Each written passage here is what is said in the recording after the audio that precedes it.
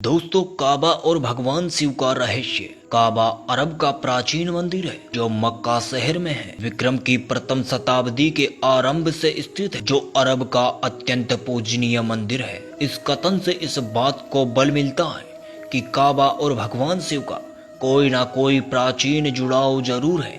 पूरा विश्व आज काबा का सच जानने को उत्सुक है, किंतु वर्तमान में काबा में गैर इस्लामिक यानी गैर मुस्लिम का जाना प्रतिबंधित है। इस कारण काबा के अंदर क्या है और इसके पीछे का सच क्या है, इसका खुलासा आज तक नहीं हो पाया है। दोस्तों, इस्लामिक मान्यता से इतर काबा शरीफ का इतिहास संपूर्ण विश्व क्या भारत के लोग ही हैं। दोस्तों, ये कटु सत्य है कि मुसलमानों ने हिंदुओं की आस्था माने जाने वाले असंख्य मंदिर तोड़े हैं और उनके स्थान पर उसी मंदिर के अवशेषों से मस्जिदों को निर्माण करवाया। मक्का के इतिहास के बारे में इसी बात से पता चलता है। इस्लामिक विध्वंसक गतिविधियां इतनी प्रचंड के साथ की जाती थी कि तक्षशिला विश्वविद्यालय और सोमनाथ मंदिर विध्वंस किए गए हैं, तो भारत से हजारों किलोमीटर दूर काबा और मक्का में क्या हुआ होगा, ये आप सभी भली भांति जानते हैं। जब हमारे भारत में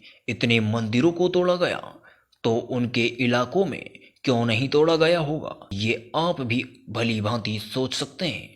दोस्तों, इस्लाम नींव इस आधार पर रखी गई कि दूसरों के धर्म का अनादर करके और उनको नस्तानाबूद करके, पवित्र स्थलों को खंडित करके वहां मस्जिद और मकबरों का निर्माण किया जाए। इस काम में बाधा डालने वाले जो भी लोग सामने आए, उन लोगों को मौत के घाट उतार दिया जाए, भले ही वो लोग मुस्लिमों को परेशान न करते हो। मोहम्मद साहब और मुसलमानों के हमले से मक्का और मदीना के आसपास का पूरा इतिहास बदल दिया गया। इस्लाम एक तलवार पे बना धर्म था और रहेगा, और इसका अंत भी उससे ही होगा। किंतु PNOK ने सिद्ध कर दिया कि मक्केश्वर शिवलिंग ही हजे अस्वद है। मुसलमानों के सबसे बड़े तीर्थ मक्का यानी कि मक्केश्वर महादेव का मंदिर था। वहां काले पत्थर का विशाल शिवलिंग था, जो खंडित अवस्था में अब भी वहीं मौजूद है। हज के समय संगे अस्वद, संग अर्थात पत्थर, अस्वद अर्थात अश्वेत यानी काला कहकर मुसलमानों ने उसे ही पूजते हैं और चूमते हैं। काबा में शिव और मक्का मदीना का रहस्य। द्वारिका शारदा पीठाधीश्वर शंकराचार्य स्वामी स्वरूपानंद सरस्वती का मानना है कि मक्का में मक्केश्वर महादेव मंदिर है। एक बार वहां लोगों ने बुद्ध की मूर्ति लगा दी थी। वह इसके बहुत विरोधी थे। अरब में मोहम्मद पैगंबर से पूर्व शिवलिंग को लात कहा जाता था। मक्का के काबा में जिस काले पत्थर की उपासना की जाती रही, भविष्य पुराण में उसका उल्लेख मक्केश्वर के रूप में हुआ है। इस्लाम के प्रसार से पहले इज़राइल और अन्य यहूदी द्वारा इसकी पूजा किए जाने के स्पष्ट प्रमाण मिलते हैं। इराक और सीरिया में सूबी नाम से एक जाति थी, यही साइबिन है। इन साइबिन को अरब के लोग बहुदेववादी मानते थे। कहते हैं कि साइबिन अर्थात नूह की कौम माना जाता है। भारतीय मूल के लोग बहुत बड़ी संख्या में यमन में आबाद थे, जहां आज भी श्याम और हिंद नामक किले मौजूद हैं। विद्वानों के अनुसार सऊदी अरब के मक्का में जो काबा है, वहां कभी प्राचीन काल में मुक्तेश्वर नामक एक शिवलिंग था, जिसे बाद में मक्केश्वर कहा जाने लगा। मक्का के गेट पर साफ साफ लिखा था कि काफिरों का अंदर जाना गैर कानूनी है। कहा जा रहा है अब इस बोर्ड को उतार दिया गया है और इस पर लिख दिया गया है नॉन मुस्लिम का अंदर जाना मना है। इसका मतलब यह है कि ईसाई, जैनी या बौद्ध धर्म को भी मानने वाले इसके अंदर अब नहीं जा सकते हैं। मक्का मदीना के शिवलिंग का रहस्य क्या है, इसे इस्लाम पंथियों द्वारा सदा से छिपाया जा रहा है। दोस्तों, मुसलमानों के पैगंबर मोहम्मद एक ऐसे विध्वंसक गिरोह का नेतृत्व करते थे जो धन और वासना के पुजारी थे। मोहम्मद ने मदीना से मक्का के शांति प्रिय मूर्ति पूजकों पर हमला किया और जबरदस्त नरसंहार किया।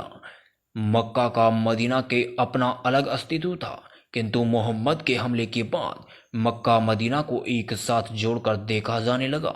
जबकि मक्का के लोग जो कि शिव के उपासक माने जाते हैं, मोहम्मद की टोली ने मक्का में स्थापित कर वहां पे स्थापित हुई 360 में से 359 मूर्तियां नष्ट कर दी गई और सिर्फ काला पत्थर सुरक्षित रखा, जिसको आज भी मुसलमानों द्वारा पूजा जाता है।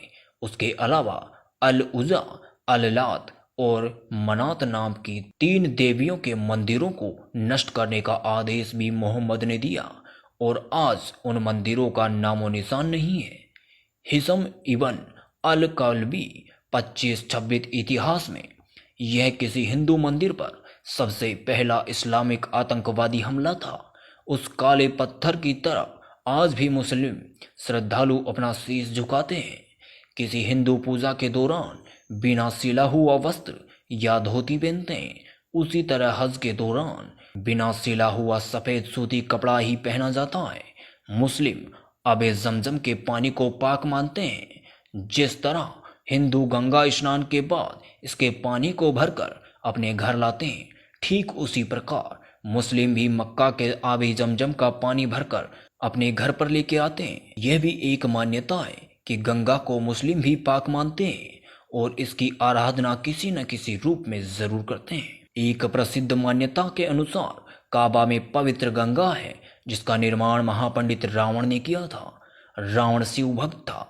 वह शिव के साथ गंगा और चंद्रमा के महत्व को समझता था और यह जानता था कि कभी भी शिव को गंगा से अलग नहीं किया जा सकता। जहां भी शिव होंगे, पवित्र गंगा की अवधारणा निश्चित ही मौजूद होती है। काबा के पास भी एक पवित्र झरना पाया जाता है। इसका पानी भी पवित्र माना जाता है। इस्लामिक काल से पहले भी इसे पवित्र आबे जमजम ही माना जाता था। रावण की तपस्या से प्रसन्न होकर भगवान शिव ने रावण को एक शिवलिंग प्रदान किया, जिसे लंका में स्थापित करने को कहा। और बाद में जब रावण आकाश मार्ग से लंका की ओर जाता है, पर रास्ते में कुछ ऐसे हालात बन जाते हैं कि रावण की शिवलिंग धरती पर रखना पड़ जाता है। दोबारा शिवलिंग को उठाने की कोशिश की जाती है, पर खूब प्रयत्न करने के बाद भी उस शिवलिंग को उस स्थान से हिलाया तक नहीं जा सकता। वेंकटेश पंडित के अनुसार यह स्थान वर्तमान में सऊदी अरब के मक्का नामक स्थान पर स्थित है। सऊदी अरब के पास ही यमन नामक राज्य भी है, जहां श्री कृष्ण ने काल्यवन नामक राक्षस का विनाश किया था, जिसका जिक्र श्रीमद् भागवत पुराण में भी किया गया है। पहले राजा भोज ने मक्का में जाकर वहां स्थित प्रसिद्ध शिवलिंग मक्केश्वर महादेव का पूजन किया था। इसका वर्णन भविष्य पुराण में मिलता है। तो दोस्तों, ये था मक्का मदीने का काला सच। क्या आप भी मानते हैं कि मक्का मदीना में भगवान भोलेनाथ विराजमान है? तो इस वीडियो के कमेंट में ज़रूर बताएं। और ये वीडियो अगर आपको पसंद आई हो तो इस वीडियो को लाइक करके अपने दोस्तों के साथ शेयर ज़रूर करें। और ऐसी अनेक वीडियोस देखने के लिए चैनल को सब्सक्राइब करके बेल आइकन को ज़रूर से ऑल पे प्रेस करें। धन्यवाद दोस्तों, मिलते हैं नेक्स्ट वीडियो में।